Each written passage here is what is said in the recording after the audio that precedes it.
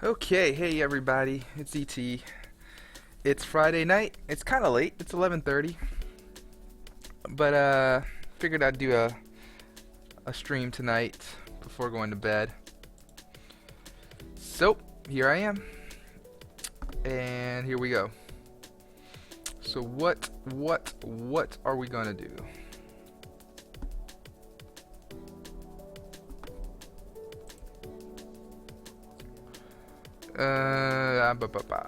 Oh yeah. What we're going to do today is we're going to look at physics. Alright, this is going to be hard for me because I don't exactly know what to do here. So, alright, let's see. So far in our example game, which totally needs some refactoring, but I'll do that later, uh, we are reading all the meta files in the directory. We are then reading the scene file, and then we're creating all the game objects based on that scene file, and then we're adding components to that game object. So the components right now that we have implemented is transform and mono behaviors. So mono behaviors are just scripts, right? So that's pretty versatile right there. And transforms, you know, every object, just about every game object has a transform.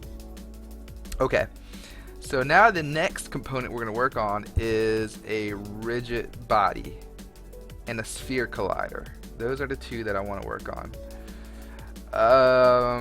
Yes. This is a big, scary undertaking, so I don't know exactly where to start. But before I start, let's take a look at some of these notes.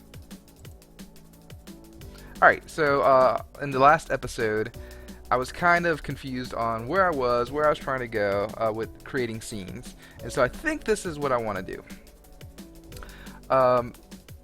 One of my scene files is going to be a server and no client. So this is just to be a local scene with game objects. And so that is just like this scene right here, where it's just a ball and the box.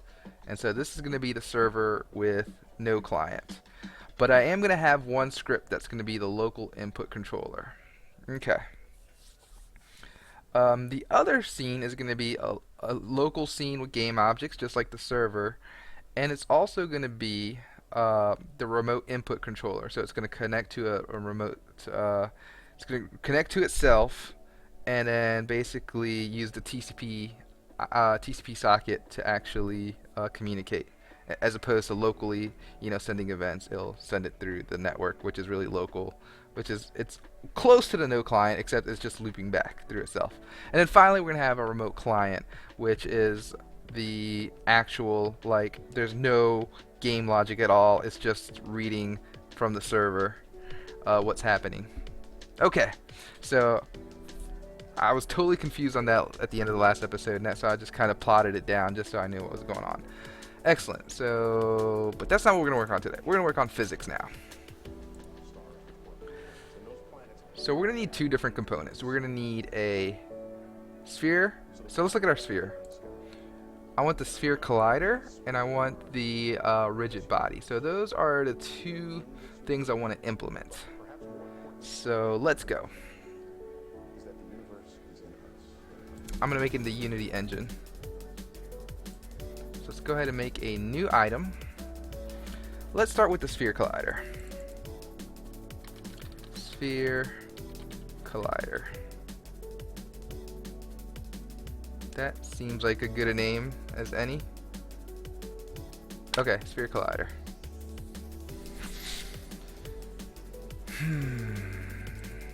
Okay. For now, it's going to be public. Sphere collider. It's going to extend, who knows? Nothing right now. Does it extend anything? I guess not. Alright. So while I'm making this, let's take a look at our actual collider. I think I have a collision sphere or a bounding sphere. I think I'm going to have to look at a collision sphere. So it just has a radius, and if I look here, it has a transform, an offset, and a body. Okay. So here we go. This is what I'm going to give it. Let's give this, I'm going to make them all public for right now. Let's give it a transform. So it's going to look at the transform of the game object, just to know where it's at. Let's kind of steal some stuff from here. Sure. Actually, I could probably even look at the Unity docs. Let's do that. So here we go. Let's do Unity script reference. And we're gonna look to see what? We're gonna see the logic. So sphere. What do we have with sphere? There should be a sphere collider. Sphere collider. Center and radius, that's exactly the stuff I wanted to get. I'm gonna put it here on the side and kind of just type it out. So here we go. I guess before I even do any of that, public void. What am I doing? The center is going to be a vector 3, and I guess you need to use geometry for that. And this is going to be called center. We have a float, and that's going to be a radius. Alright, so that's kind of the sphere. I'm going to even put this transform below. Alright, let's look at some other stuff. Oh yeah, that's a very important thing. We don't have this class yet, but I'm going to make it. Public rigid body, attached rigid body. Oh, it doesn't capitalize it. I'll try to keep it the same naming convention here. Generate class for rigid body? Yes. Alright, so we got attached rigid body bounds. Ooh, what's this about? Oh, there's a bounds object. Okay, I like it. Public bounds. Let's go ahead and make that object. Okay.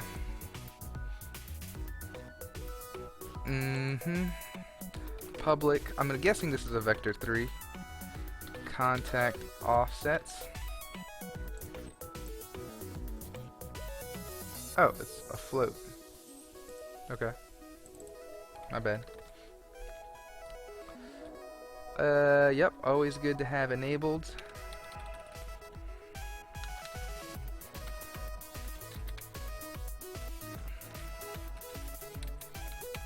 Alright, it's a component, I forgot. It's totally a component. Is trigger.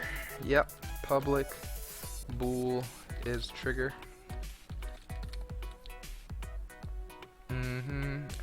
Material. Oh, I guess. Yeah, I guess I should implement that part too.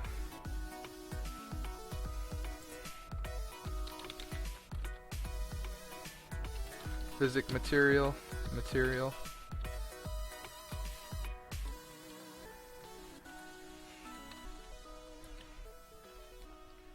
Wrong one. That's coming back to here.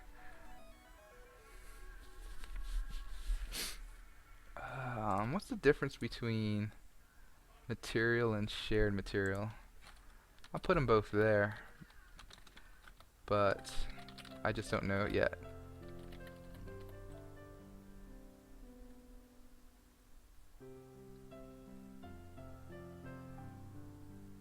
Okay. Anyway. And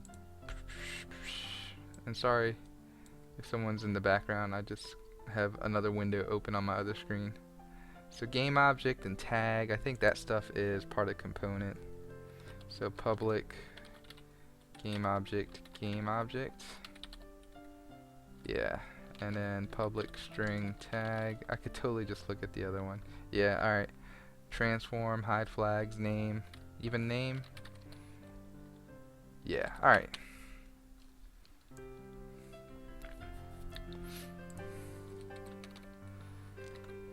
Stuff I know I'm going to use for sure is the center, the radius, maybe the bounds. Yeah, definitely the bounds. And, yeah, let's look at this other stuff.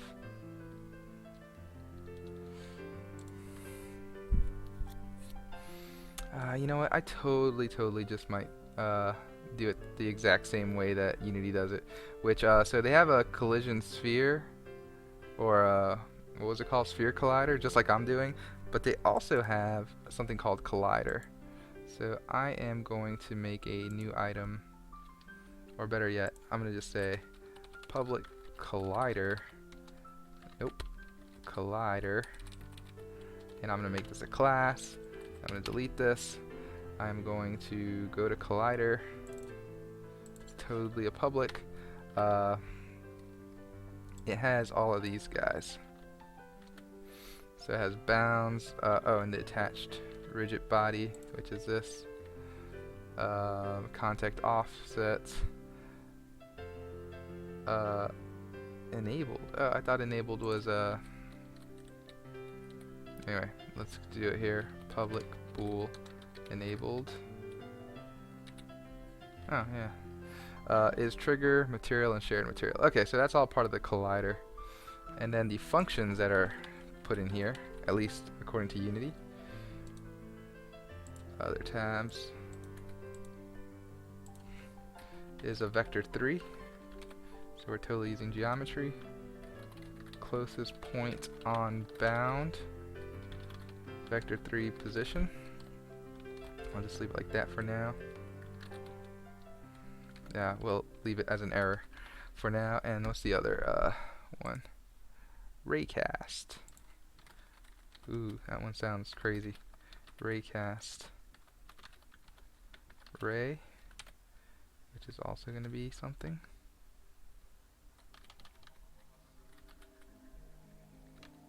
Yeah, ray. Out. Raycast. Hit. Just hit info. And float. Max distance. Alright.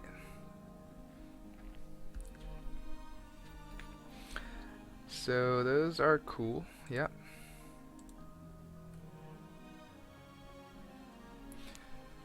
So they have things called messages. I might just make them.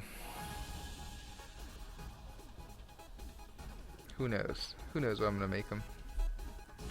But alright, collider is gonna inherit from component. So that's good. And then sphere collider is just gonna get from collider. Okay, so I feel pretty good about all of that. So now I'm going to push this off to the side. And let's make a box collider right quick while we're here.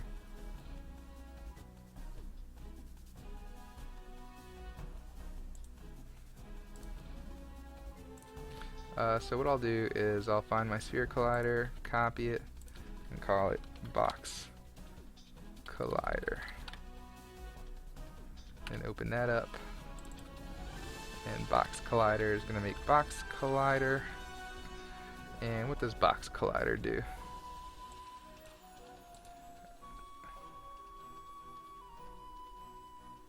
Okay, so it definitely has a center and then it has a side. But I'm guessing the size is vector 3. Yeah, alright. So vector 3 size.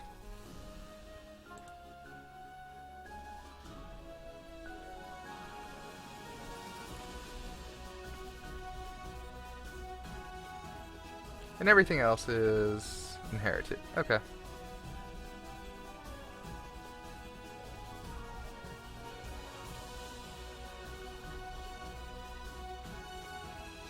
So back to collider. Inherited members. Okay. I'm done.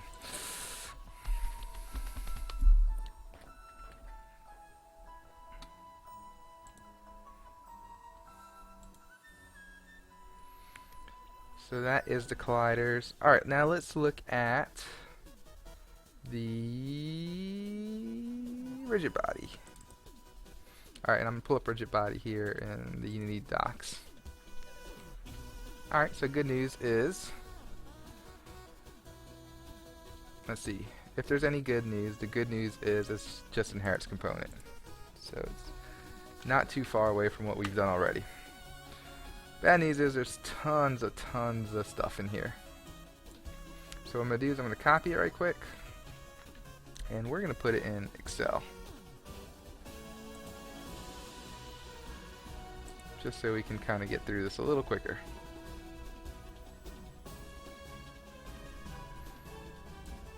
Okay, so what I'm going to do here is I'm going to make this big, double click, grab all my functions here, Control C, and what happens if we just do this? Oh, what? Copy that. There we go, that's what I want. Alright, and I am going to just go through this right quick and guess. Drag, I'm going to say is a float. This is just me guessing. Vector 3. Vector 3. Oh, you don't know what vector 3s are yet? Alright. Collision detection mode, I don't know.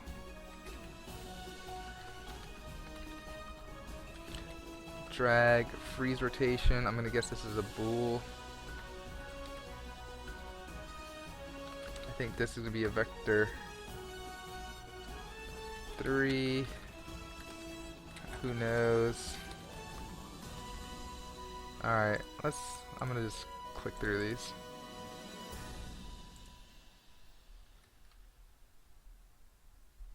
Alright, so collision detection mode is gonna be an enumerator. I'm gonna generate the class for it, but it's just gonna be an enumerator. Okay. Constraints.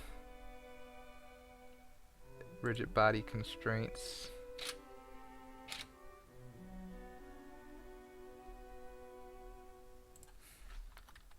So let's see, rigid body constraints. Always capitalize the B for some reason, just because it's a separate word, right? Anyway, rigid body constraints. Generate a class for that.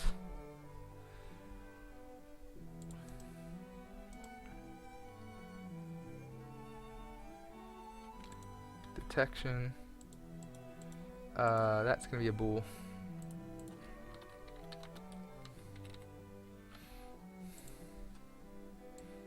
I'll just do it here in the same screen just so we're all kind of looking at the same stuff. But I'll unpin that. Alright. So let's see. I'm gonna click on the first 5. And we'll go through them. Float, that's right. Vector 3, that's right. Center of mass is vector 3, that's right. Collision detection mode, yep. Rigid body constraints, yep. Bool, yep. Alright, so we got the first 5 to detect collisions. Now let's go from drag, freeze, inertia, interpolation is kinematic, mass. Alright, so drag is a float, got it. Freeze rotation is a bool, awesome. Inertia tensor is a vector 3, excellent. Yes, the rotation should be a quaternion. Perfect. Rigid body interpolation. Alright. Just copy that, paste that, and make a class of it. Although it's probably just an enumeration. Is kinematic should be a bool. Mass is going to be a float.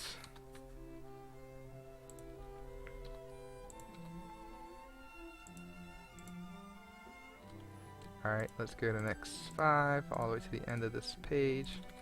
Okay. Max angular velocity, I'm going to say vector, oh, it's a float, okay, yep. Maximum depenetration velocity. Ooh, interesting, I didn't know that was a thing, but I like it. Position? Oh, my dashboard's all messed up, I'm going to hit refresh on it. Position is a vector 3, right?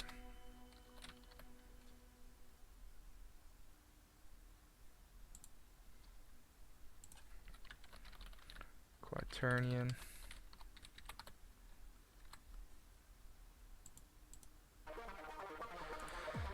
Sleep threshold. Yep, all sorts of good stuff.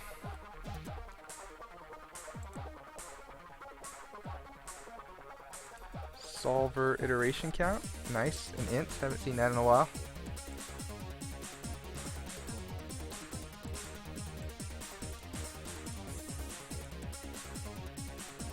Alright, so we got this bool of used cone friction. Got a bool of used gravity. And a vector 3 of velocity, yep. I'm guessing both of these are going to be vector 3s. Yes. Okay. Let's close other tabs. Let's get some of these semicolons going. And let's definitely get the public going. Alright, cool.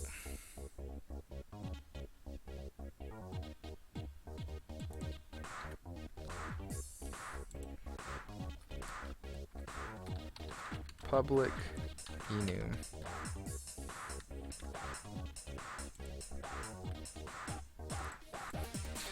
Public enum. Public enum. Alright, excellent. What's next? Oh, the functions, jeez. This rigid body is definitely a big old thing.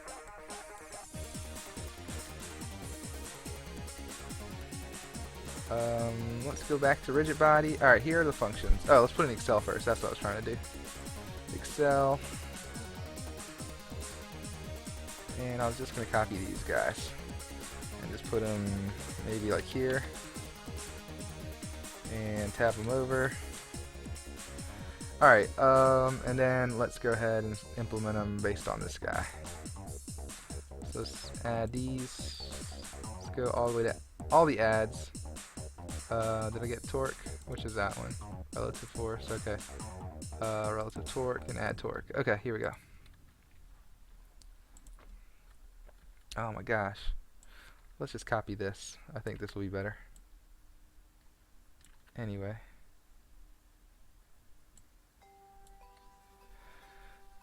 Oh yeah, that is much better. Yeah, let's do it that way. Alright, let's just copy and paste from here. Copy and paste here.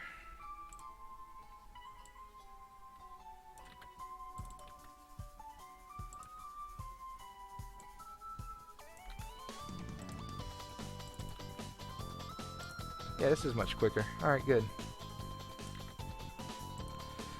Alright, so making our own little physics engine. So we got to... But I want to use all the same Unity scripts. So I'm using all their functions. Okay, and so this could just be me doing this for a little while.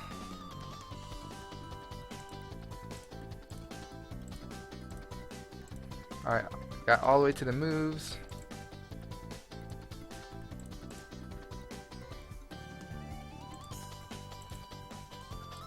Alright, so we got the closest point on bounds.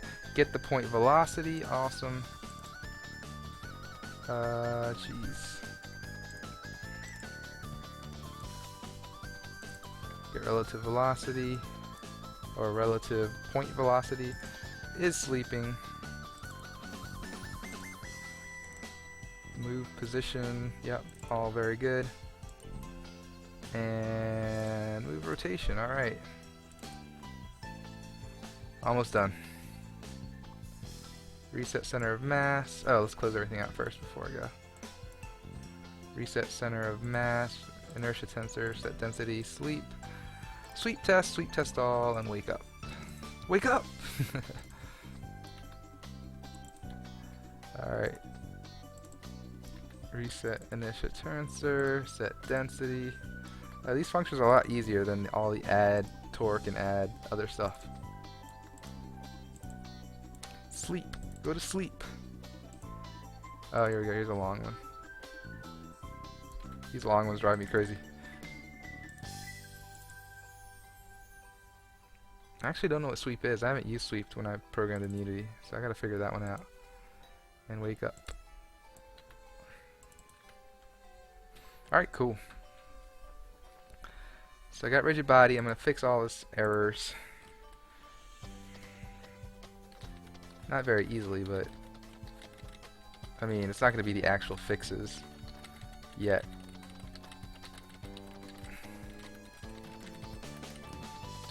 Okay. So I know one thing it's totally complaining about is just this.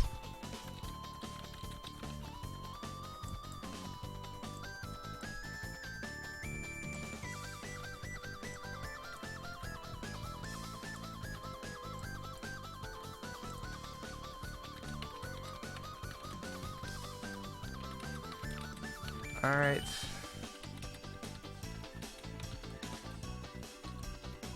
So that will fix some of the functions, not all of them. Alright, force mode. Force mode is going to be a new... it says class, but it's going to totally be an enum. Alright, so that's good.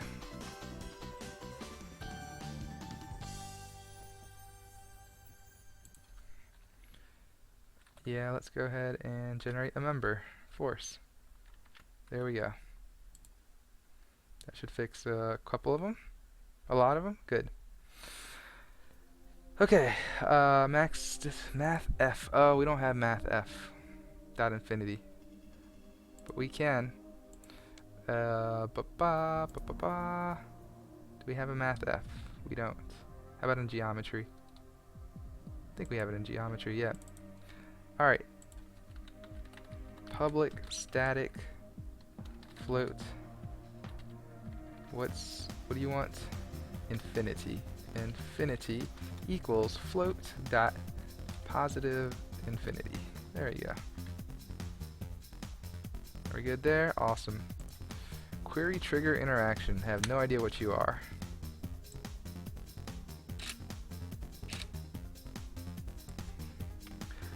Why do I think you're an enum? I'm pretty sure you're an enum. Generate the member. And we need to get geometry, don't we?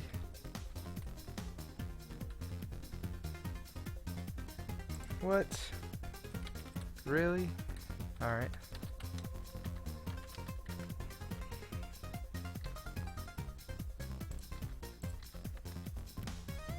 Where's rigid body? There it is. Alright.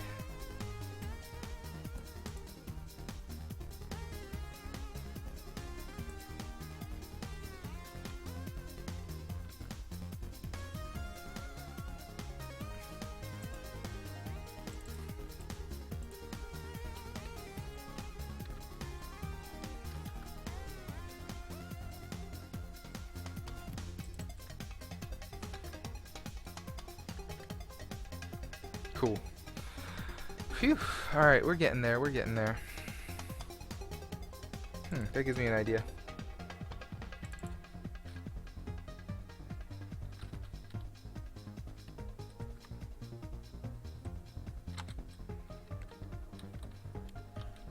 What if I said equals new vector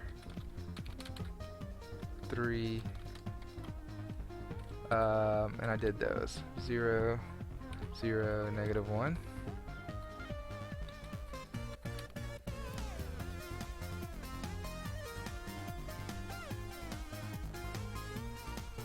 The expression assigned to vector 3 must be a constant. The type vector 3 cannot be declared constant. Okay. Is there a way to get a constant struct? I'm just curious, I don't know.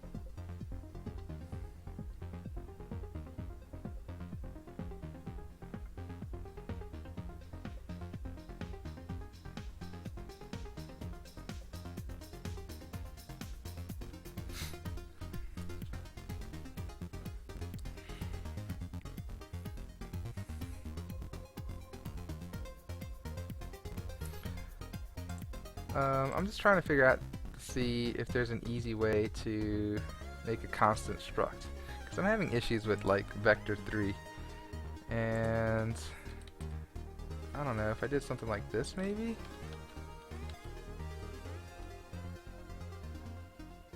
This says vector 3 can't be constant. Okay, no problem. But I kind of get the feeling that it can, right? Oh, type def.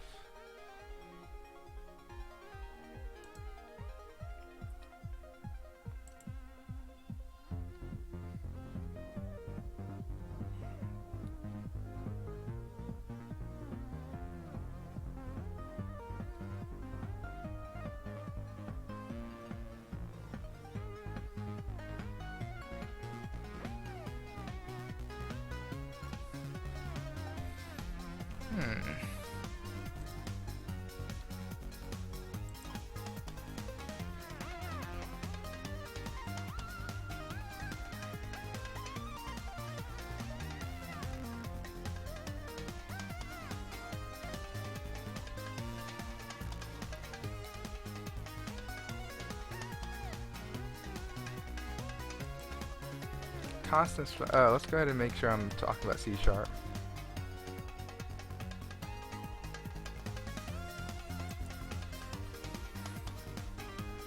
Okay, let's see. Are immutable values which are known at compile time and do not change for the lifetime. Constants are declared with constant modifier. Only C# built-in types excluding system.object may be declared as const. For a list of built-in types, check that. User-defined types, including classes, structs, arrays, cannot be constant. Use a read-only modifier to create a class, struct, or array that is initialized one time at runtime. For example, in a constructor, and therefore cannot be changed. Okay.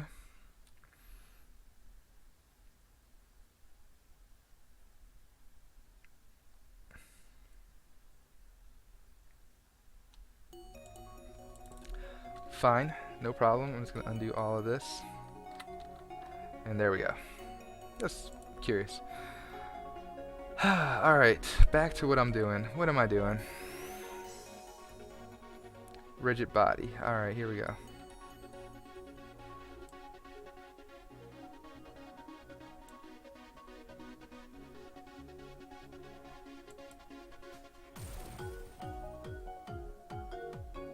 Right, I'm confused why it listed 3 times. So let's see what's going on.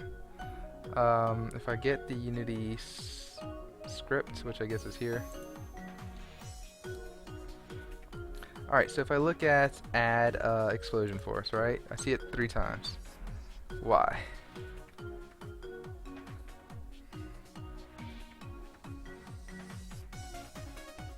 Okay, just because of the new way has the equal signs.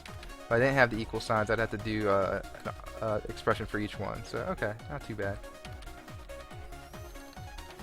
So I didn't have to actually copy and paste everything.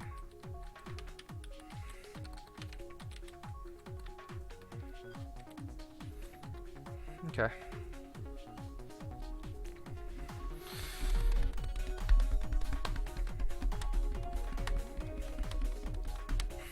Alright, so I'm going to compare this physics object to the physics objects I have on the this guy. So alright, this rigid body has a lot of the same stuff, except it's all protected.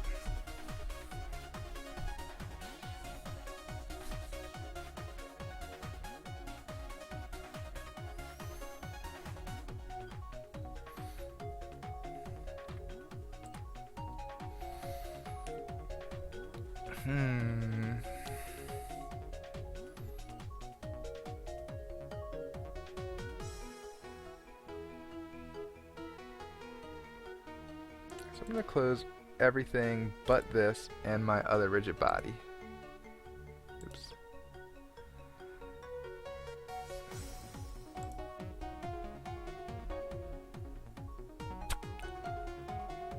So here we go. This is my Unity rigid body, and this is my physics engine rigid body. Now I kind of got to get them to like start talking to each other somehow. So let's talk about the Unity one first. We know that there's an update function, a fixed update function, so that's nice.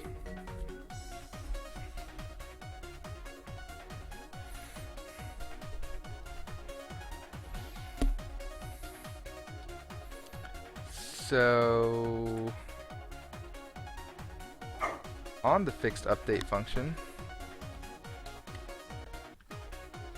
so on the void update,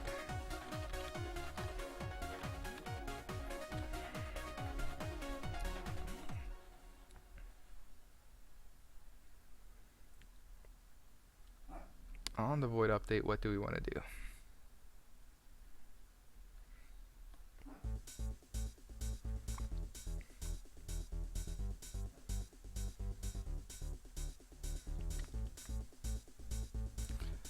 I don't know.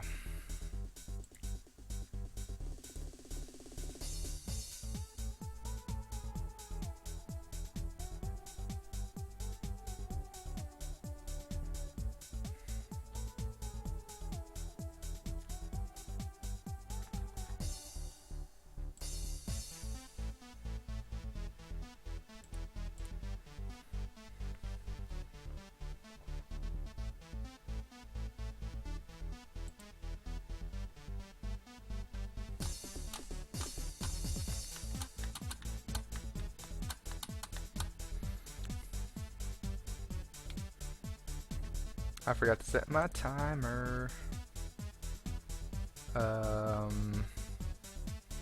It's, let's just say 30 minutes plus this.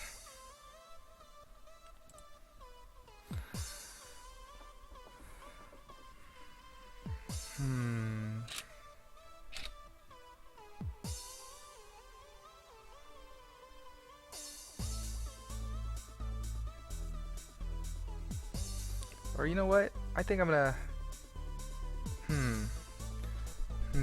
Thinking.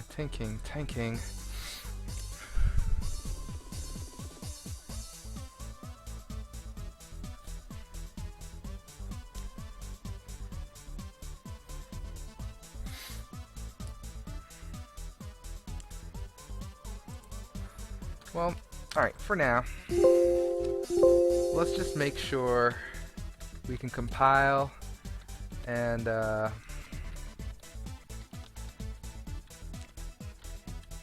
it attaches the right components. I think that's going to be important thing number one that we do.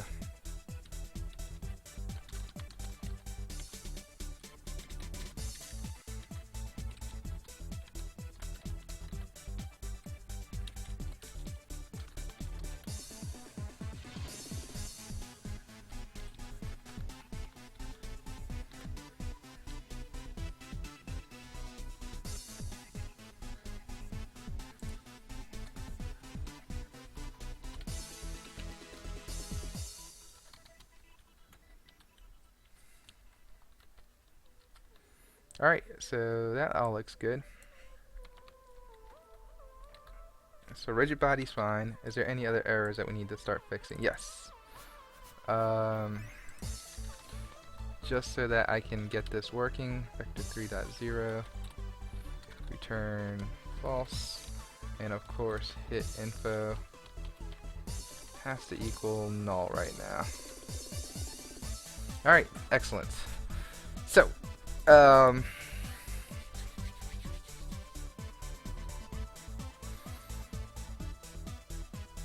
where am I going with this?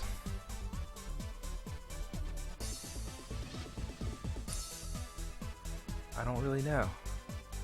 Oh yeah, we're gonna see if this actually compiles. Well, we gotta make sure we can add the components and then see if it compiles and gets the components. Alright, so let's do that. So in example game main, we're adding these kind of transforms, right? So this is transform, this is going to be a mono behavior. And then if it's not that, let's look for the sphere collider.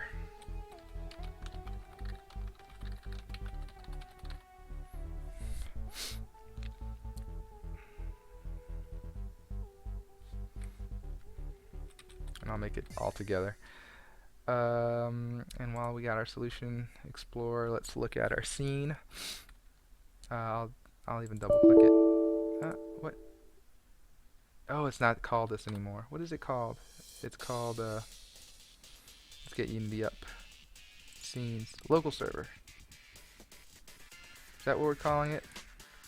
What are we calling it here? Server no client. Let's get that going. Server no client.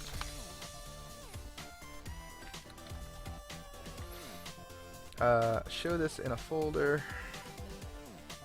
Show and explore. Awesome. Go to here. Go to here. Drag this over to here. Holding down Alt so it's a reference. Server no clients. Excellent. And then example game. All the way at the top, we're gonna have to make sure you are opening server no client. Excellent.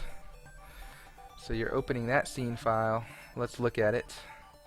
Solution, server no clients. Let's find the sphere. There should be a sphere collider. Excellent. That's going to be ID 135. So we can go here to our code. Example main. This is going to be 135.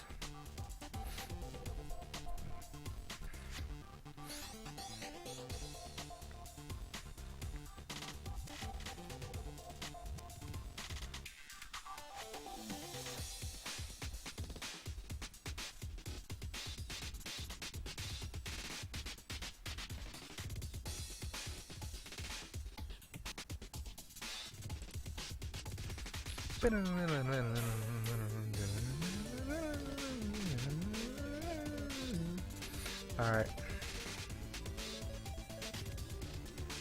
I feel like I'm doing this wrong.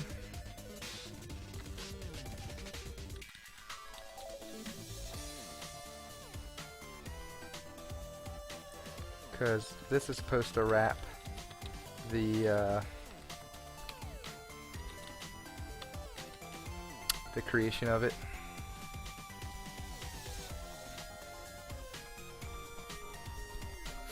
Okay, and that being said, let's just redo this. 135 sphere collider.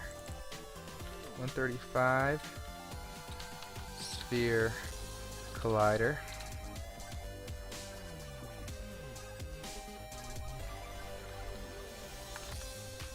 This could almost take the form of transform, actually. Almost. So you got int previous ID, which we're already doing, so no worries there. Why don't you go down there?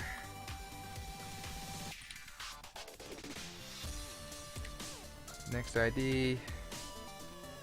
Make the transform and come back. Okay, so instead of transform, we're gonna make a sphere collider. S. Sphere collider. Okay, good. So we have a new sphere collider.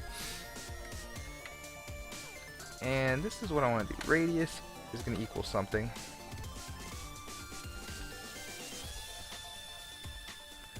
Properties. Let's take a look at the radius is here. So here it is. Properties dot children.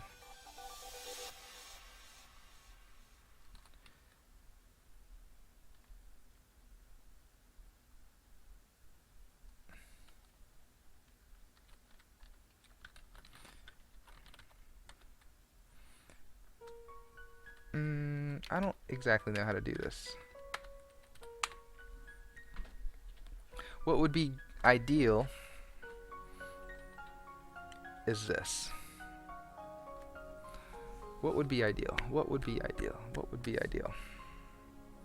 In this code, I would say component C equals create component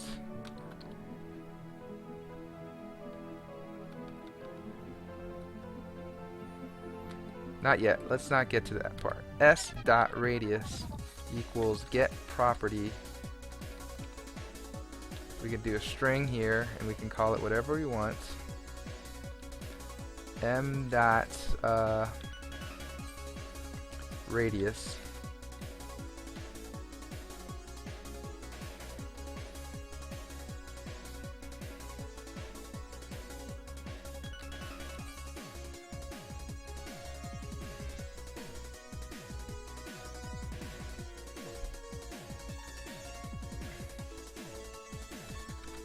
Oh man, yeah.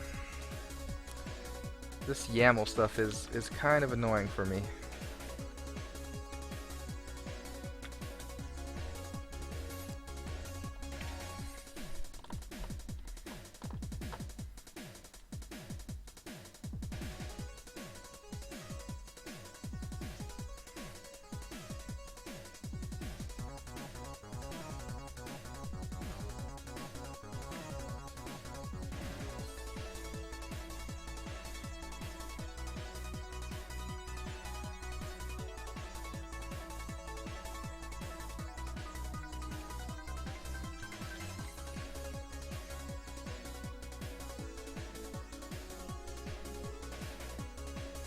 I liked it so much better when it was like a dictionary, not this stream stuff.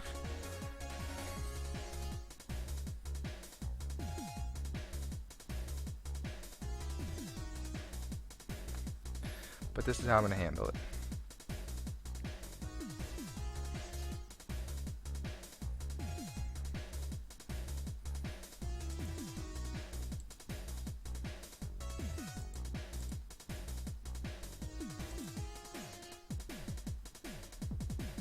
I'm going to make a class. And it's going to be in whatever we're working in right now. Or not. Let's put it in the Unity engine or the geometry. Let's put in the Unity engine for now. Add new item. Let's call this the YAML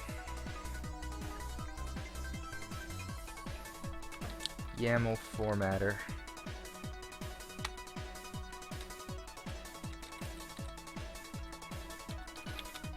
Public class. We're gonna make a constructor. It's gonna take a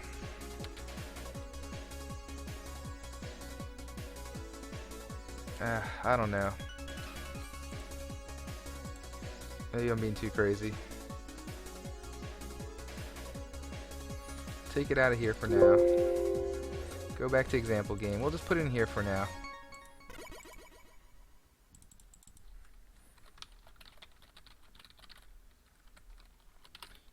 Unity YAML formatter. Okay. And so this is what it's going to do. We're going to have a YAML.net. What do we want? A mapping node, right? YAML mapping node.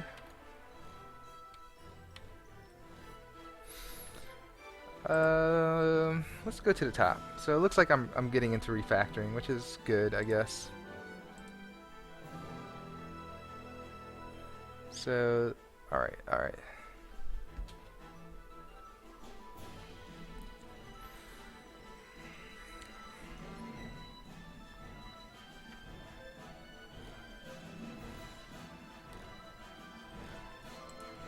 I know, this is not what I'm going to call it. Let's call it the Unity Scene Reader. Yes, that is exactly what I want to call it. Whew. Alright, new item. Let's make the Unity Scene Reader. That is self-explanatory and makes sense. Alright, so we're going to have a string of the file name. Scene file name.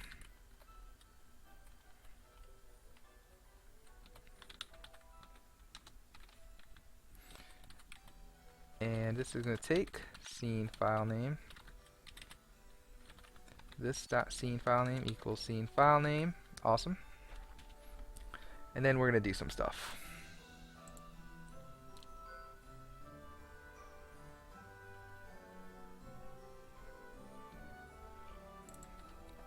take you out. We're going to put you in the Unity, whatever this is.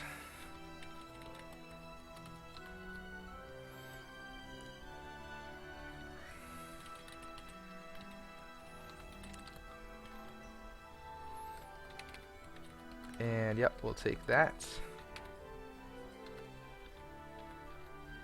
And we'll put you at the top of this. Separate our statics from our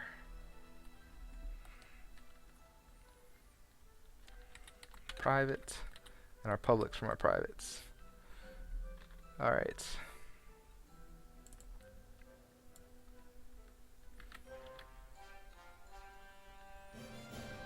So we're going to go back to Unity Scene Reader. I'm going to paste this here, but then I'm just going to refactor it out. So directory is system.io. Not going to be using that. Control RM. This is going to say read all meta files.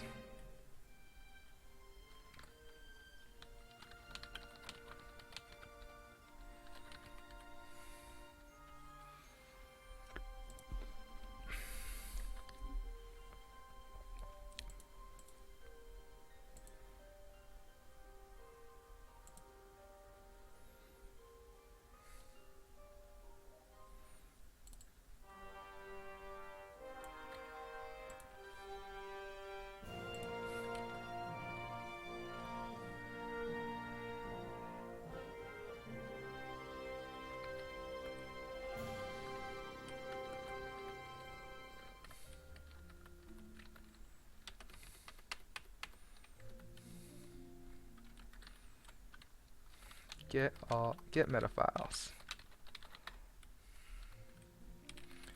And this should return that list.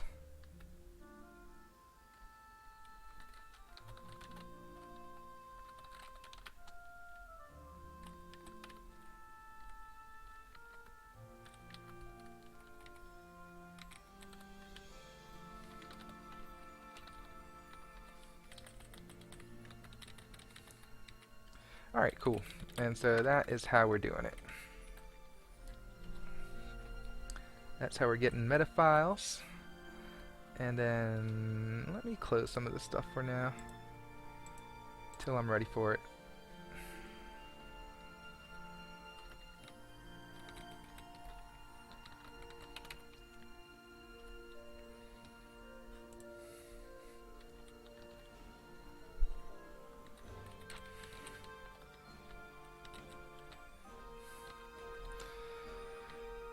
Okay, so we're getting meta files there. Here we are assign GUI ID map.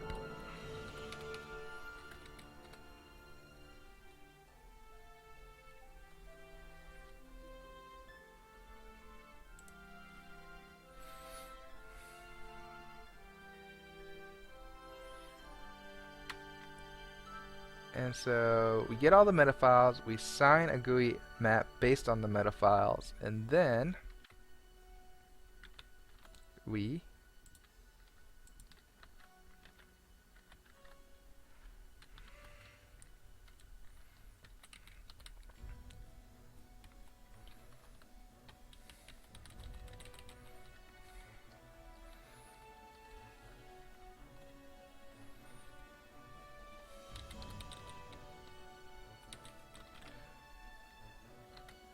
okay, scene file name.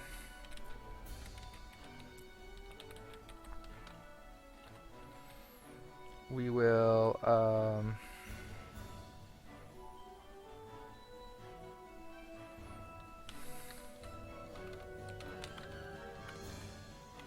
get game objects.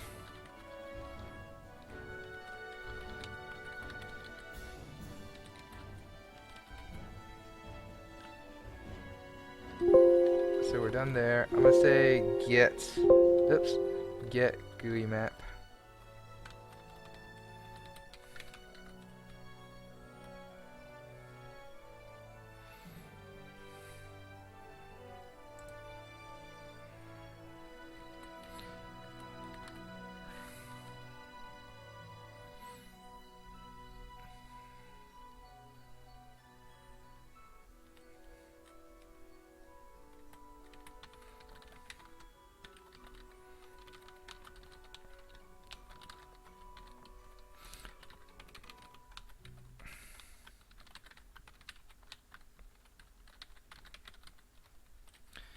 Alright, I'm just kind of doing this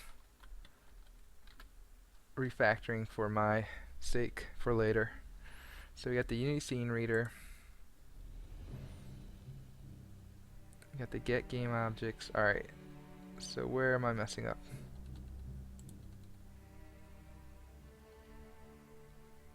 Oh, these can't be static anymore.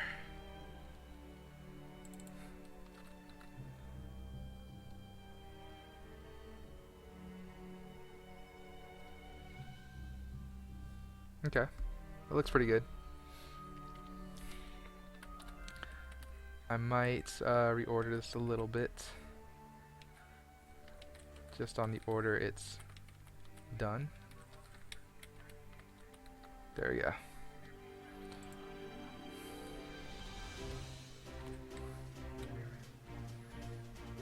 Alright, I'm going to steal all of this.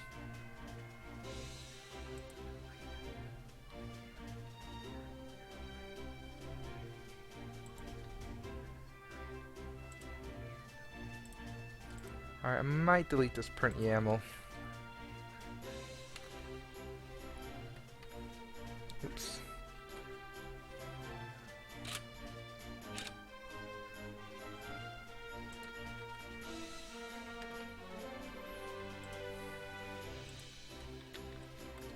Here we go.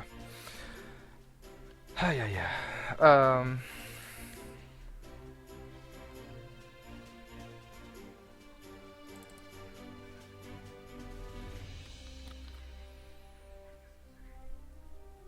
You're static, aren't you? So let's get rid of all the statics right quick. Statics. All the statics are no longer statics. Okay.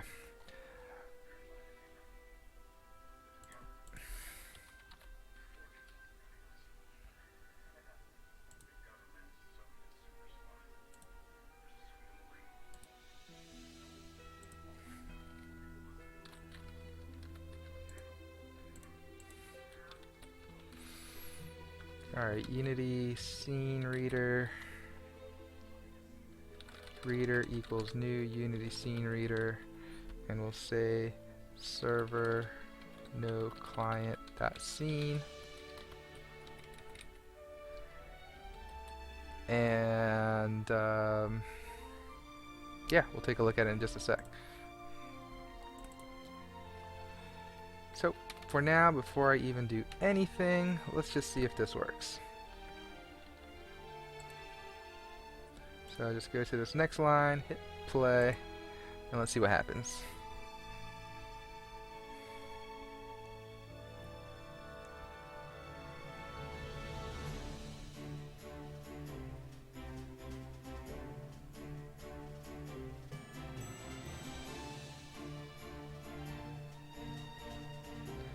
Alright, so server no client dot scene. Oh, I think I know what happened.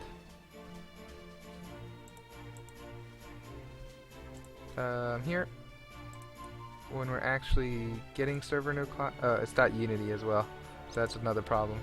Go ahead and copy if newer, and then the other important thing is this is actually .unity. Alright, play. Here we go. Oh, another error.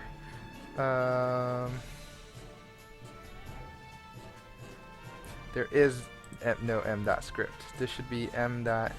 Oh, there is no script data. So let's get that out of here. Oh, okay. So that's what I want to do, but anyway, let's pop that out for now.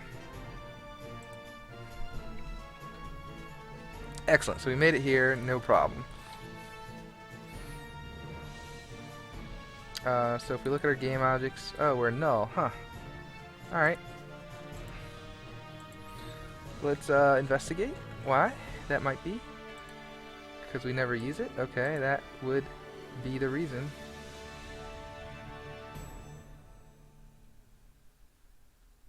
Here we go. And this is where I want to do slash game objects.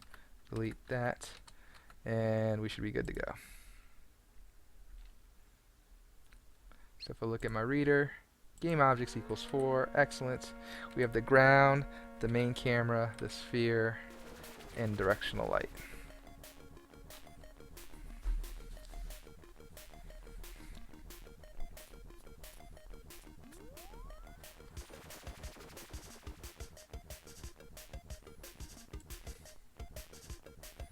Let me look at something right quick on the Solution Explorer. Let me pin this down actually, and I'll pin the properties too.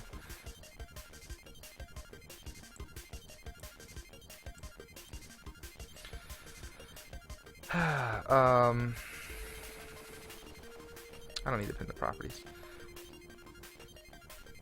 The Unity game object. Is there a toString here? Oh, what did I type? No, it's under object.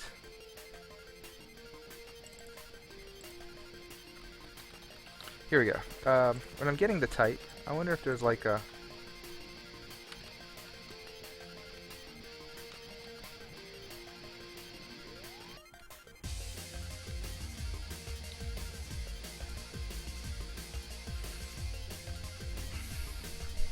get nested type is searches for the nested type with the specified name.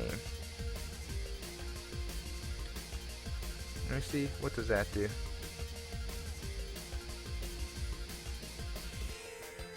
Oh no, that's not what I want to do.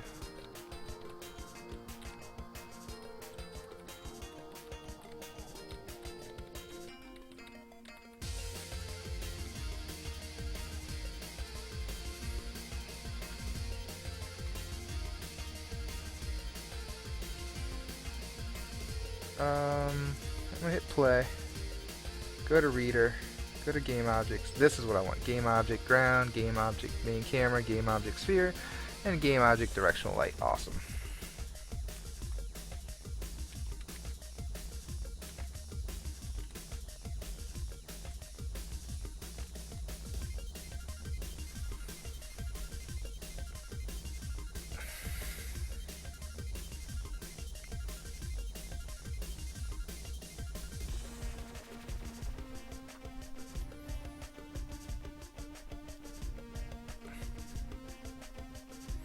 Alright, so the reader looks like it's working fine.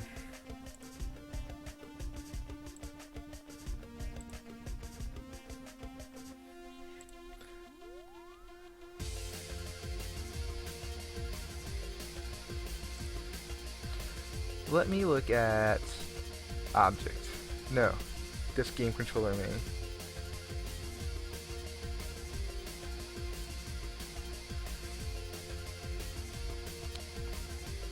This is what I want to do.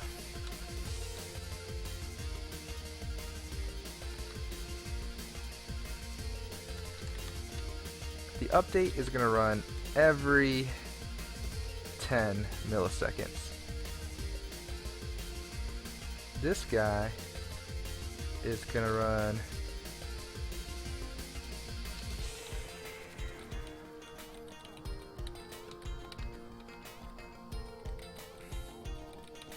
not that this is accurate in any way.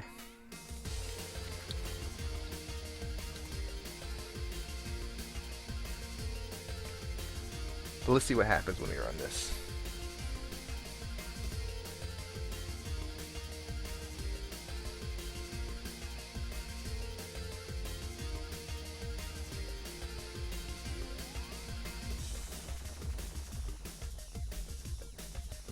I don't know. I feel like something's wrong. What is wrong?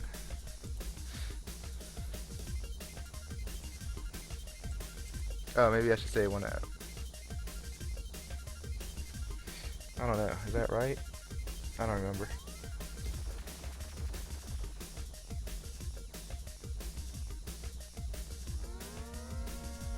There we go. Yeah, that's what I want.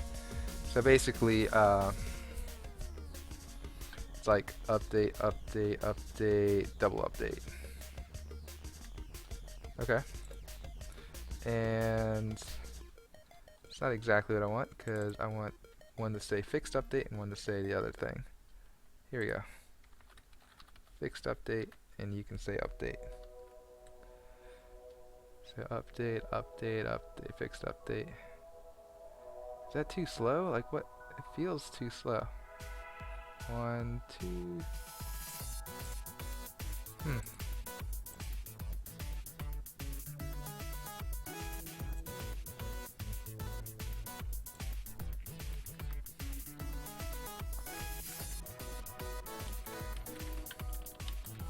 Let's say I don't do this.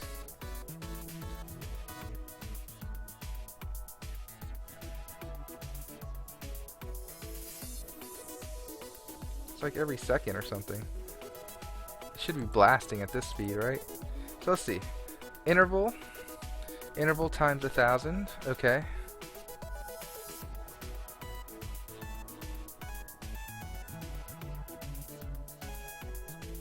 So this is milliseconds. So I'm giving it in seconds.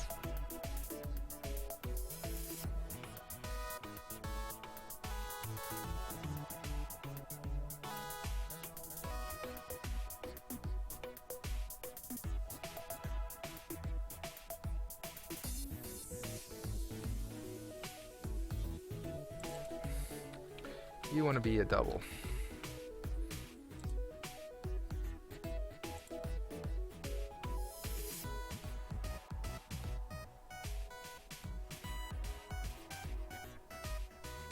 Yeah, I don't know. I feel like something's wrong here. But alright, I made you double. If I go to the game controller main, you just create a game loop, and so I'm going to make this update timer, a new timer. This should be, gosh, I don't even know. Yeah, that should be fine, right? Should be every millisecond. This is not every millisecond.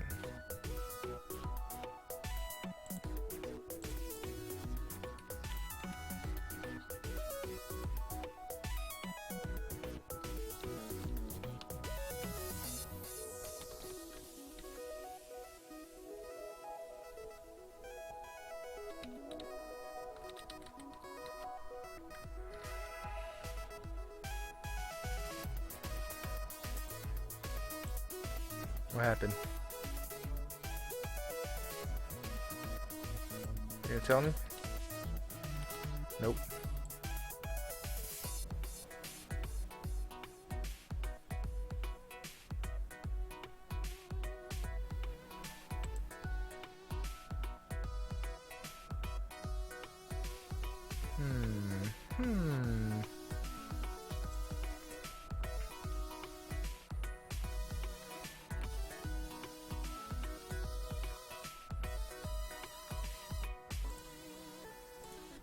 Alright, let's just say every 10 milliseconds. Go. Nope. How about every 2 seconds? 1, 2, 3, 4, 5.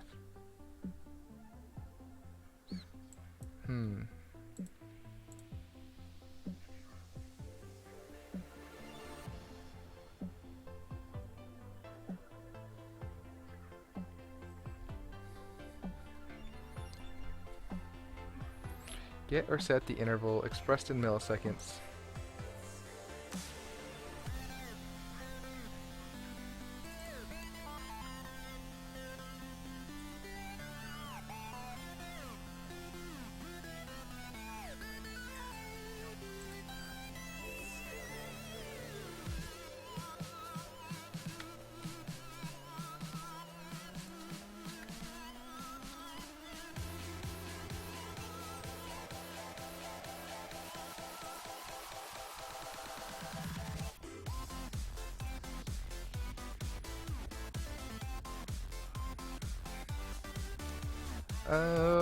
Alright.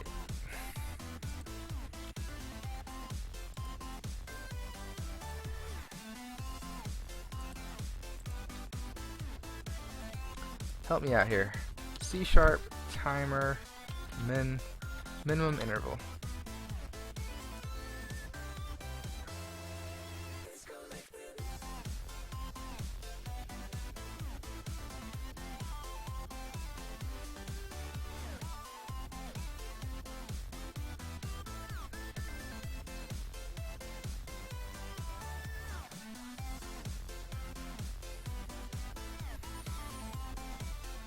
Um,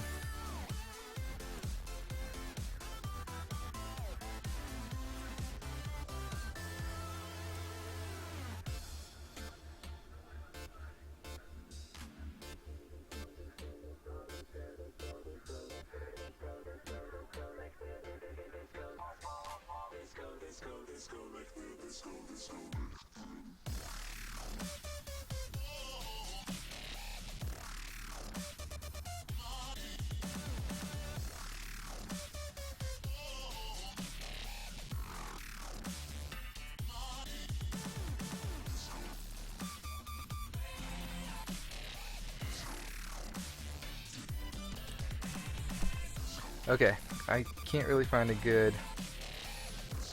um, a good reason why this is not working, but this is what I'm gonna do.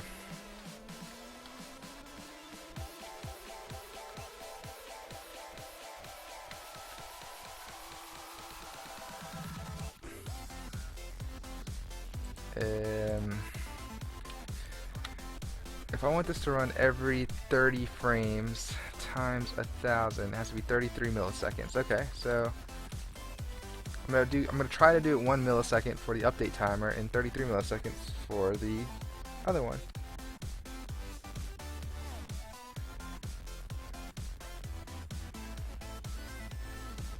I'm happy with that. I mean, it's just gonna run. It's gonna do its best, right? This one will do its best, and this one will run when it can.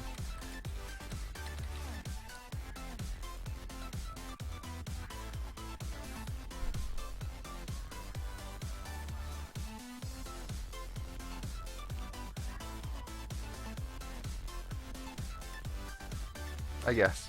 I guess that's fine. Okay.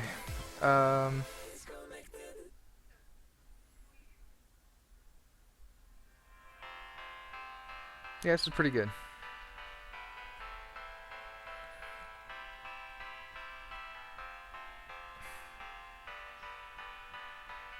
So now everything that I'm trying to do here is in Unity Scene Reader. The one thing I wanted to check on the Unity Scene Reader, so if I go to my example game and click here, hit play, I want to see my game object, and especially to see if they have the right components. So the one I'm most curious is my sphere. First I want to see if it has a good ID. It looks like it has a good ID. Alright, so it has a transform, a sphere collider, and a component. Oh, I don't like how it just does that twice. So let's figure out why that's happening. So if I go to collider or component, let's look at component right quick.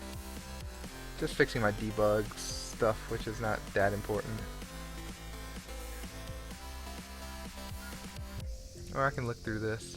So if I don't see toString, just go to the next one, which is a transform.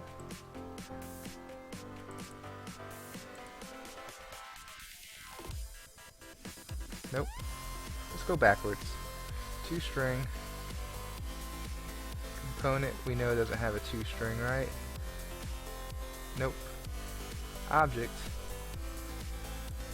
does have a toString. Oh, the name that we make for it. Okay. That makes sense. So when we make a component, what's the name?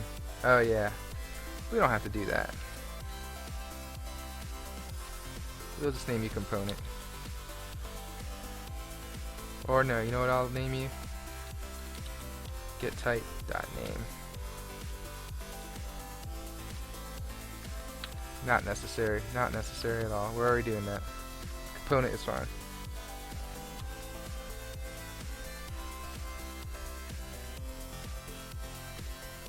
Not what I want to do. Let's do an F5. Alright, we broke here. Let's see. Game objects. Look at my components. Got a transform component. Main camera has a transform component. Alright, sphere has 3 components. Has a transform component, a sphere collider component, and a game object debug component. Nice.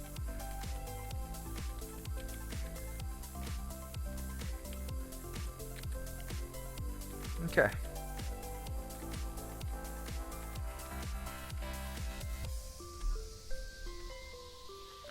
Let's try to make a rigid body component as well.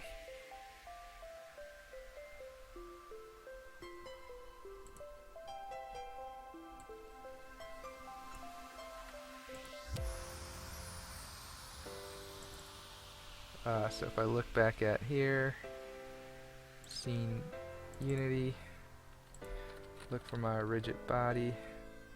It's a 54.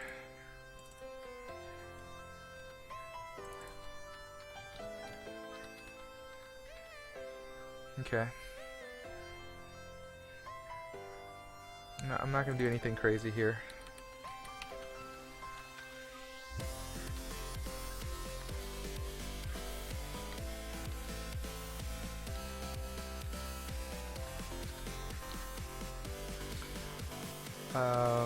Yeah.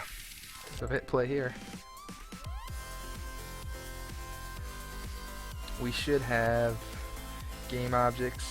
Now even my ground should have 2 components. Oh, it only has 1. What about my sphere? Huh.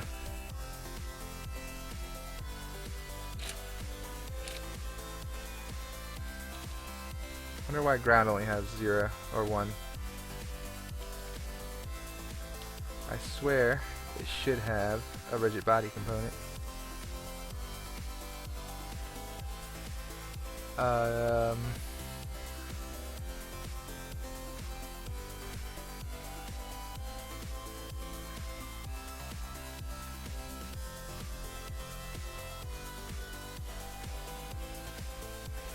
Interesting.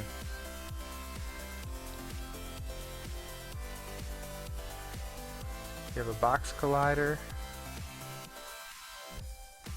and no rigid body, huh? That's interesting. I wonder why I did that.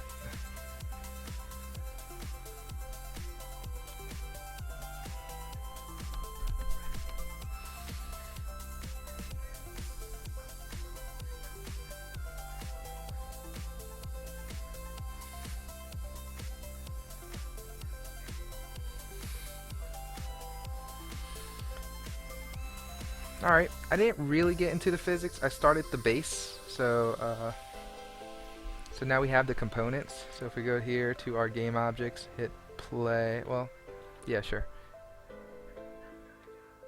Oh wait, no, not yet, not yet. Box collider 65. Let's get that one in here, and then I'll call it a day. So under Unity Scene Reader, oh, I wasn't ready for it. 65.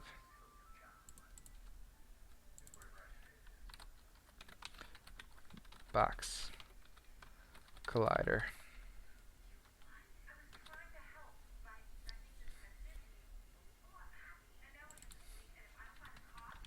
Box collider. Box collider. I'll just name that B, and I think we're good. So I can hit play, and so even my ground should be good. So okay, so if I look at game objects, ground is going to have 2 components, a transform component and a box collider component. Nice. Sphere is going to have a few components itself.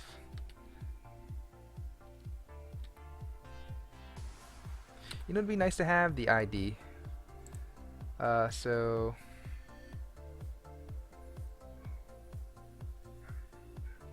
I'm gonna put that in object. Where's object? Game object. Game object? Game object. Here we go.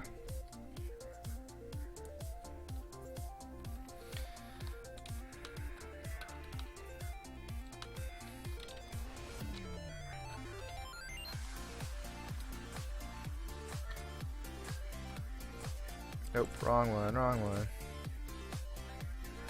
Alright, so our reader has game objects. Those are the IDs for the game object. I wonder if it's better just to keep it in the front, like this.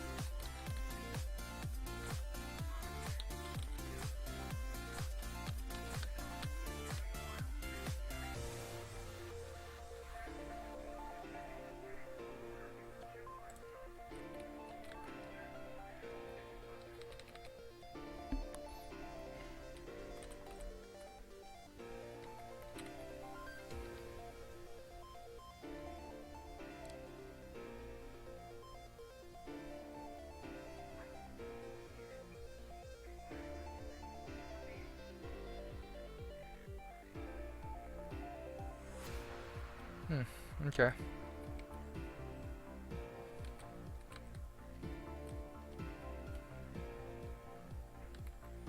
Cool. All right, I'm done.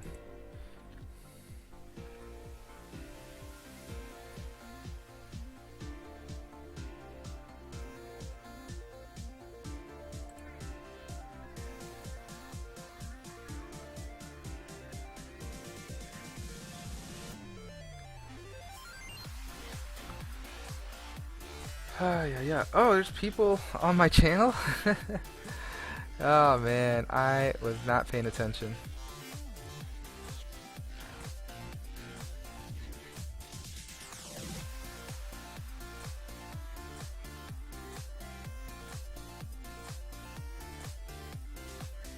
Bamboy.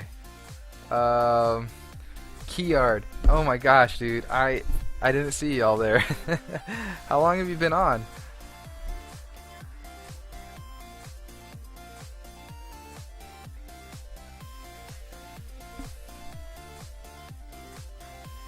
Yeah, Bamboy and Keyard, that's exactly what's going on. Um, Making a dedicated server for Unity so that you can make a scene in Unity and then run the server outside of Unity. And then, yeah, you can still play the game in Unity, but all the game logic can stand later. But, yeah, sorry, y'all.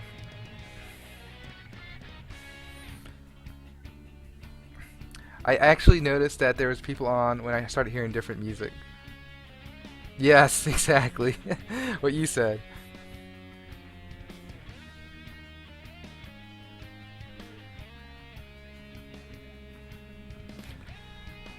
Man, but I know my timer says 40 something minutes, but if I look at the actual stream time, I've been on for an hour and 20 minutes. So I might go pretty soon, so sorry.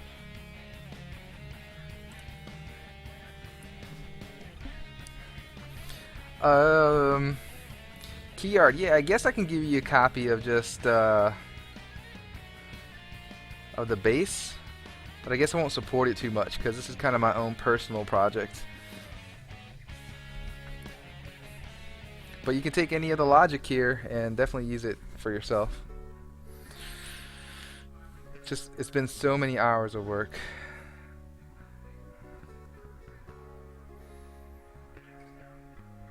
Alright, so what am I doing? I was wrapping up, but I can stream for just a minute or two longer, maybe like 10, 20 more minutes.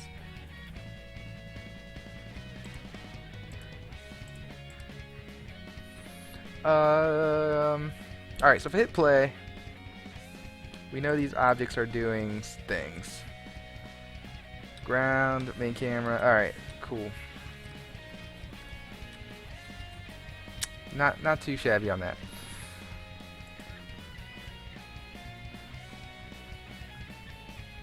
Yeah.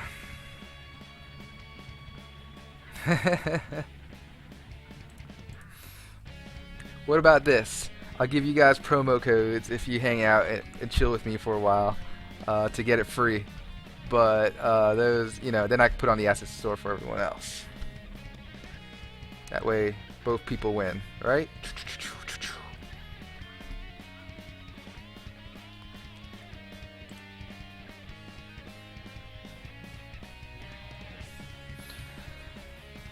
Oh my lord.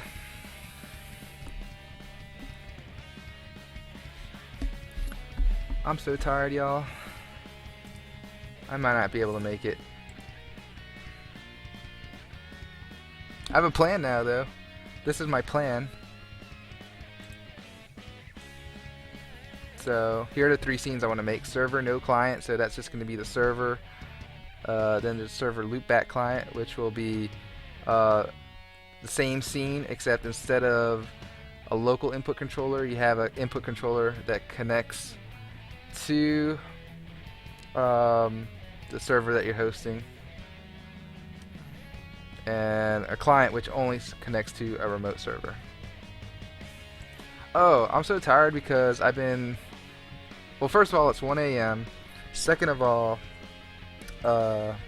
You know, I've been up since like 7 in the morning and uh, had a full day of work and just been doing cleaning and stuff. So yeah.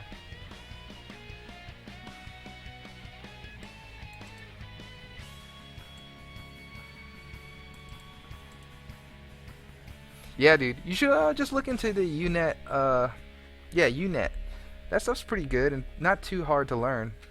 And there's an example project on Unity, which I'm gonna actually kind of use to start trying to make my thing. The tanks Unity project, which actually I kind of want to look at. So that's how I'll end this episode. I'm just gonna kind of look at the tanks Unity project.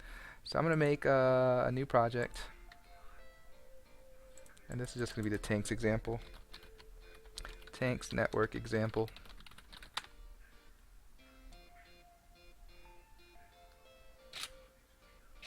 Yeah, difficulty is relative. You're right about that. True that, true that. Asset store. Here we go. Let's find this tanks project. Tank.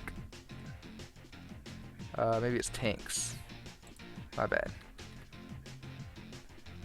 With the networking, this one.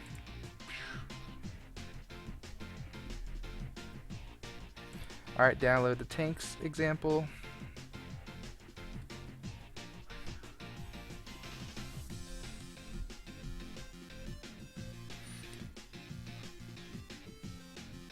Yep, import.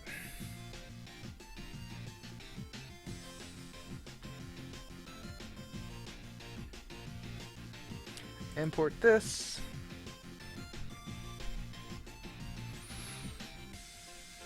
And there it goes, it's importing. I'm gonna start closing some stuff out because I'm gonna be loading other things. Close that out, close this calculator out. Oh man, I'm doing too much, doing too much. Close this Excel file out. Close my notebook out. I might not use this timer anymore. I think I'm going to just use the timer that's on the bottom of my OBS. Because I'm just failing on starting my timer sometimes.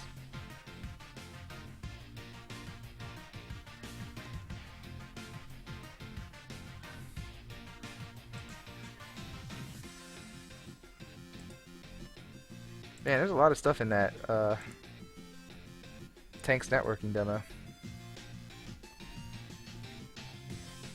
Alright, so I'm going straight for the scenes and the completed main scene. Or let's go to the lobby scene. Oh wow, they've actually done more. I think it just used like simple UNet the first time I did this. So this kind of looks... Yeah, this looks nice. Sorry, I'm gonna run this.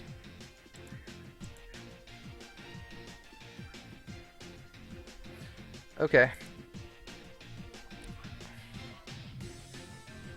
So here's a nice lobby. If I create, should have totally built something. All right, let's get out of here. Definitely want to click on maximize on play. All right, I'm gonna build and run. Sure. Yes, that all seems fine. Build and run. I'm not even reading it. What is it saying? I guess it doesn't matter. Build. Tanks network.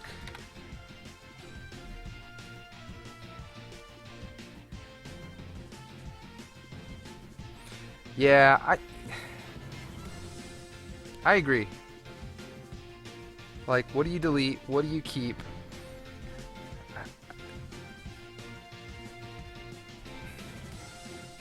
Yeah. So if I put my asset store on the, if I put my asset on the asset store, this whole like Unity network engine, dude, that thing is so massive. Reverse engineering that would just, it's just a whole like couple months in itself.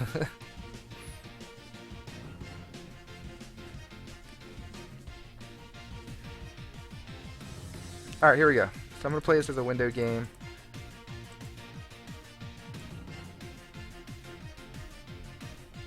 Oh, what happened? I lost this. Alright, I'm gonna close this out and I'm gonna hit play. So I'm gonna create a new game. I'm gonna play and host. There we go. And then I'm gonna join my local game. And then let's see what happens here. And then we'll talk about the code and stuff in a bit. Yeah. Join. Okay, and then join. Both are ready.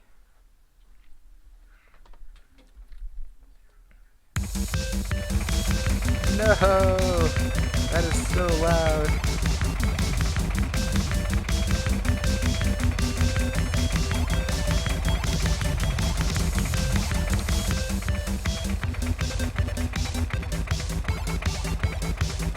Oh my gosh, sorry. That was way too loud. Okay, so this is player 2, I think. So I want you to think about this. This is a game object, and it has a transform, so it has rotation, and it has like a position in space, right? So that's the two things that it's kind of syncing over the network right now. So if I look at myself here, you can see there's a little delay, a little choppiness, but yeah. So this is the server in the background, and this is the client in the foreground.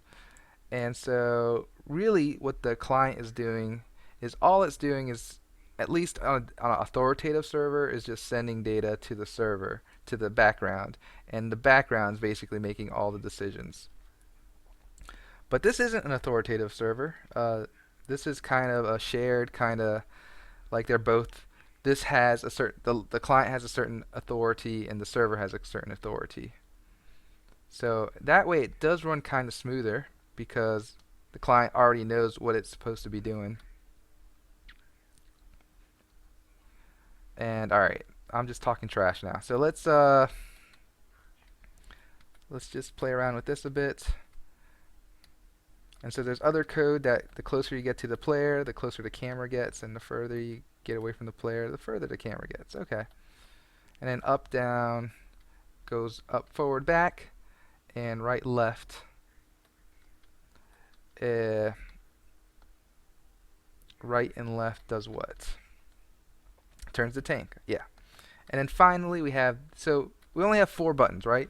Up, back, left, right.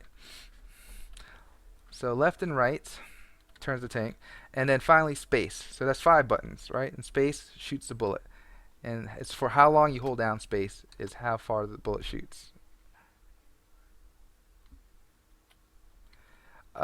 So I'm making a dedicated, yeah, I guess you can say like a Minecraft server. It's called a dedicated server. Basically, all the game logic lives on that one. So here, what's happening is the game logic lives on both the server and the client. So the rules on the client are the exact same as the rules on the server, and you got to do the hard part of keeping them in sync. And sometimes the client and the server get out of sync, and so that's a problem.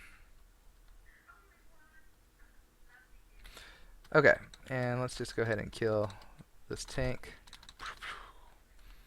And there we go. Let's start looking at some of the code, right? Okay, so let's look into the complete main game scene. If we go to the scene here, let's get out of 2D mode.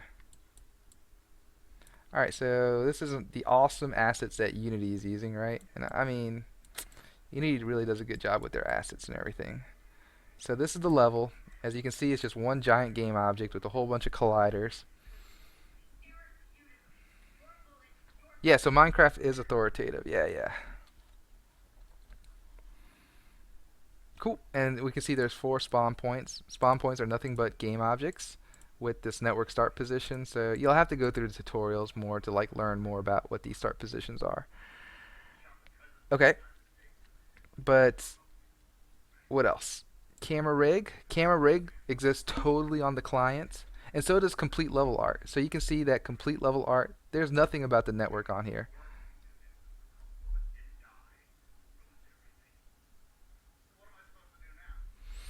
Let's see, Kiar just said something. But isn't this way free? But your way, you either require the players themselves to argue the server or pay people to host the servers.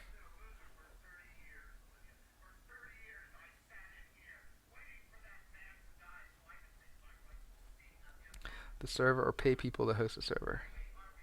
Yeah, each system has its pros and cons, for sure, for sure.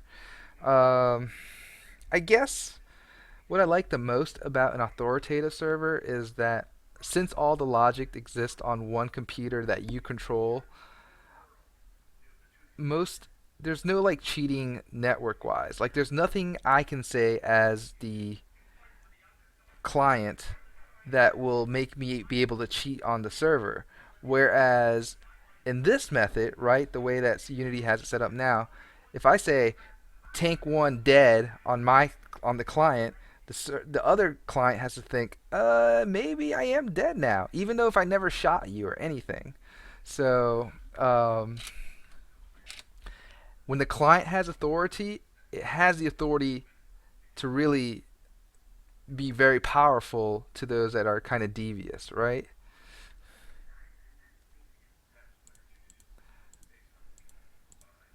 So this kind of method, I guess, has some very some very big security holes, I should say.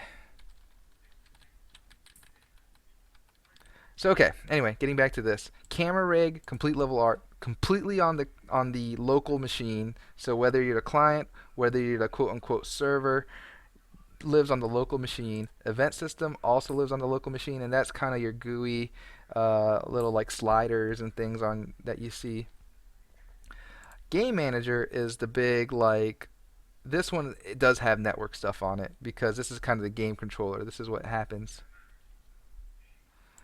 And the messaging canvas is also kind of just GUI stuff. So here you go. And the four spawn points are the only thing that has network components on it, which is pretty nice.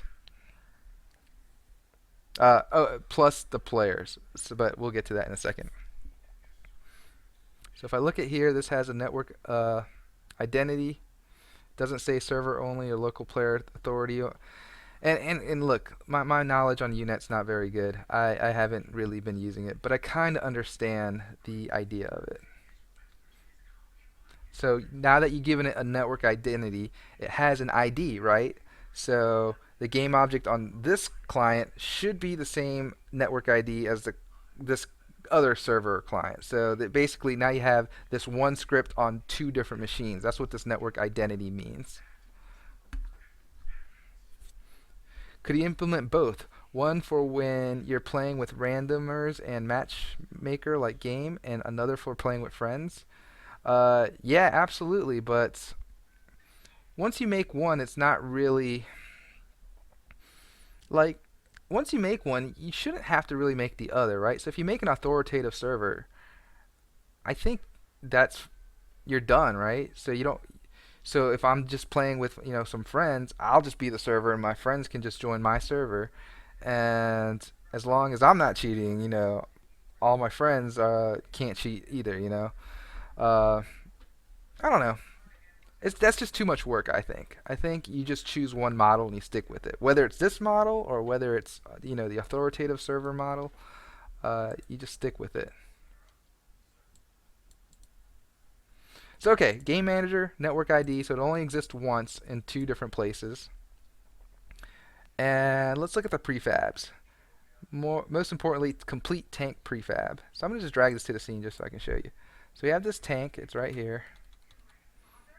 And we'll notice on here, besides the normal like rigid body, box collider, and stuff like that, it has this tank movement script, all these tank scripts, and it also has a network identity and its local player authority. So that means only my tank I can do things with, like I can run these scripts. And then we see that the network transform is being synced. So when I was talking about rotation, position, uh, that's how this is synced. So it syncs the position, the velocity, and all of that. And then the tank setup. Yeah, and like a lot of these scripts you'll notice that if I open one, Keyard says, I reckon you would cheat a lot. Dude, I am not a cheater. I'm like an anti-cheater. I hate cheating. But I guess as I'm developing a game, I will cheat a lot just to make sure everything works. But besides that, I won't cheat. So you see, this now inherits network behavior instead of mono behavior. And so network behavior has stuff like this, like if is local player. Um, if you're not a local player, then you don't get to run this input command. And you can see that this is getting the input from the keyboard. So that means only the tank that is local you can control. The other ones you can't control. So I mean, this model works really good. And I mean, I'm not going to bash it at all. It's a good model. My only qualm with it, besides the cheating stuff, is that you have to have Unity to run this. So you can't put this server running forever on a hosted server somewhere. Like, this has to be run. A player has to run this, or some Windows machine or some Mac machine has to be running this somewhere uh, as the server. So that's my only qualm with it, and that's why I'm doing the other thing, the authoritative server, in a DOS prompt. Actually, in C Sharp, and in C Sharp you can compile with monogame to Linux and other stuff, so Windows and Mac. Um, Shoot, you could probably even compile to like a little Android app or something that you can run your server on a little phone. Anyway, no, but this model's awesome. I mean, Unity did a really good thing with the UNet thing. So if you're gonna do network programming, I don't even know if I would go what I'm doing. I would probably do this, especially if you're just starting out. And it's so easy. Like, all you do is add a few extra lines of code to your original game, and like bam, you have a network game, and it's amazing. And like you saw, it's super smooth, at least locally. Phone servers. Yeah, I don't know. I don't know. Phone servers, why? Ah, yes, yes, that's a great question. Um, Depends. You will still have to, the main server still has to be port forwarding, yes. But suppose you had a server that's always running and just people connect to it, then there's no port forwarding necessary. So at the end of the day, no, you don't have to do port forwarding if you have like this consistent servers, or if you have like this what do you call it when you have like a whole array of servers? It's not nest, but I'll call it a nest of servers, uh, or virtual servers on Amazon Cloud or whatever. Uh, then you'll have to forward the ports on your Amazon Cloud servers, but then your users wouldn't have to worry anything about port forwarding or anything because they're connecting to your server. And then I know there's a way, and I don't really know much about this. Uh, it's called punch through forwarding. So that means basically you do have one master server somewhere that exists here, but then it kind of match makes for you. So it says, okay, here's one client, here's another client, and you just kind of go through the master server to get the information about the clients each other, and then you like punch through a hole to each other. So you both become like kind of mini servers, and you send packets to each other, and yeah, yeah. Network specifics are really crazy. Uh, Really, if you do some research on TCP/IP networking and the internet, uh, there's lots of stuff on the internet about it, and you just can read some articles about it, and you'll get a pretty good idea. It's all about IP address and ports. That's it. TCP/IP summed up is about IP address and ports.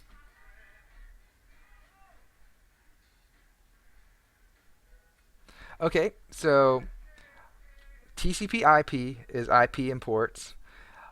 When you're talking about names, like host names, that's called DNS. So that's dynamic name servers.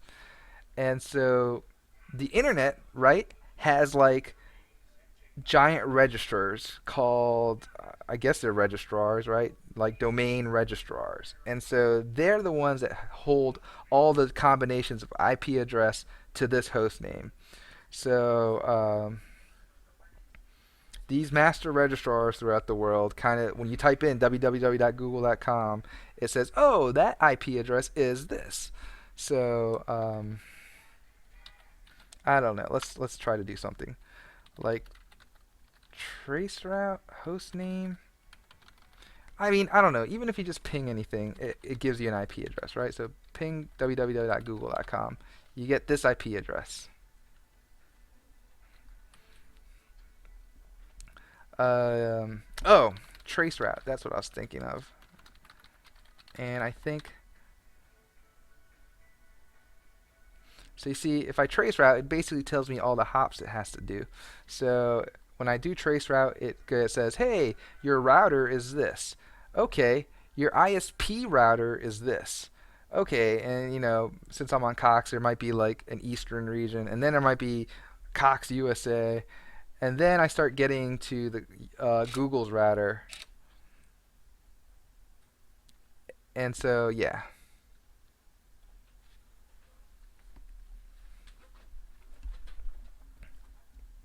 Anyway, it just shows you all the different hops to where you want to reach a certain place. Um, yeah, I don't.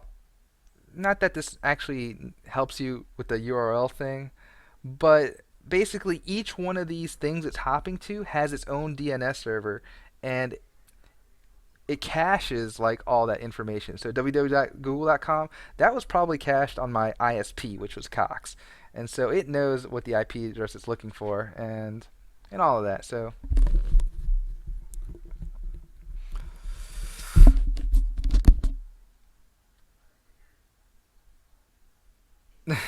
no, dude, I am not the hacker, dude. Not at all. I just been doing this a long time, and still, people doing it a lot less time know so much more about this stuff than I do. But yeah, hacking is a whole nother topic, man.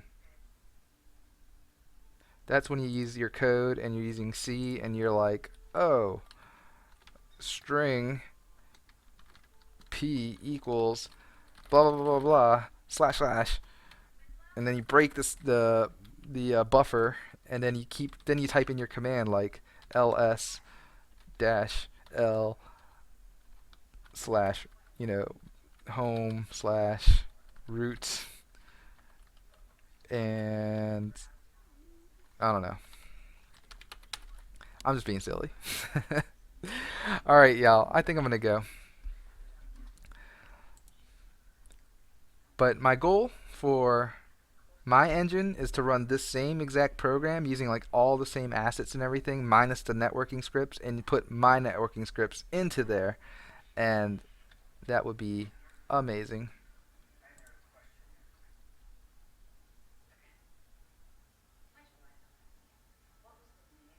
Oh, really? That's pretty cool. The your mama command. What are you guys talking about?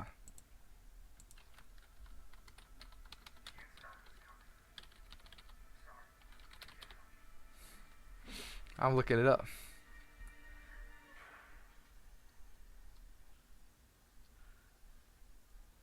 I don't know. I can't find anything. Anyway, y'all. All right, I'm gonna close it out. Before I close it out, let's go ahead and commit to Git.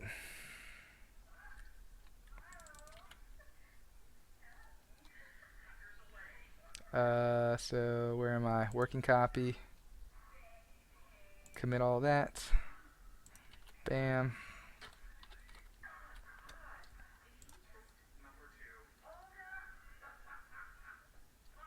All right. So what did we do? We started the physics template in Unity Engine. Um,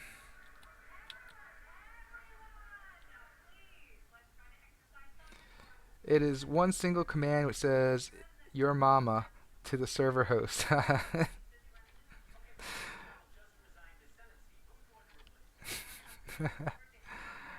Yeah, what system are we talking about? Like, I don't even know. Okay, we factored out a Unity scene reader from example game.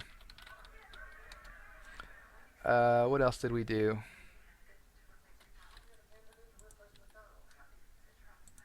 I'm gonna try to ignore some of the smaller stuff.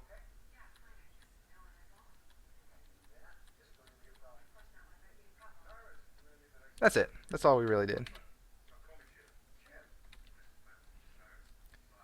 The factoring out took actually quite a bit of time.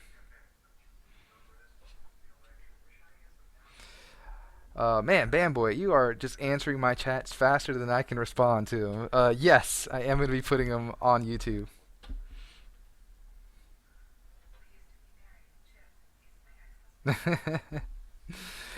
Yeah, and it probably will stay that way until I make a successful product, and then it's going to be like, oh, how did he do that? And then they're going to come look at it. So stand by.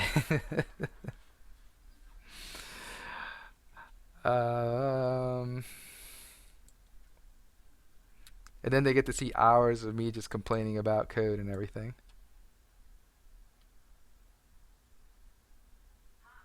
Yeah, unfortunately, I think so, man. I uh, I didn't realize that was a thing until recently, like that they mute the copyrighted parts. So if I can get it to YouTube fast enough, I think it doesn't mute out my name, the music, and then YouTube handles it. And YouTube handles it in a better way. Instead of muting it, it puts ads out. At least that's what I think.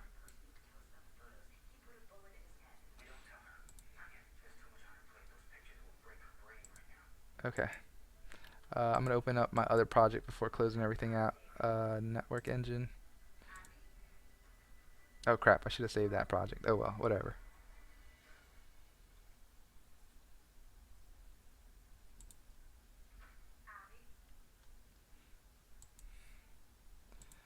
All right. Anything else before I go? Why did the music die? Oh well. Sorry. Sorry, Bamboy. But it's cool to like hear your music when I first start up. Um. Okay. I think I'm gonna go, guys.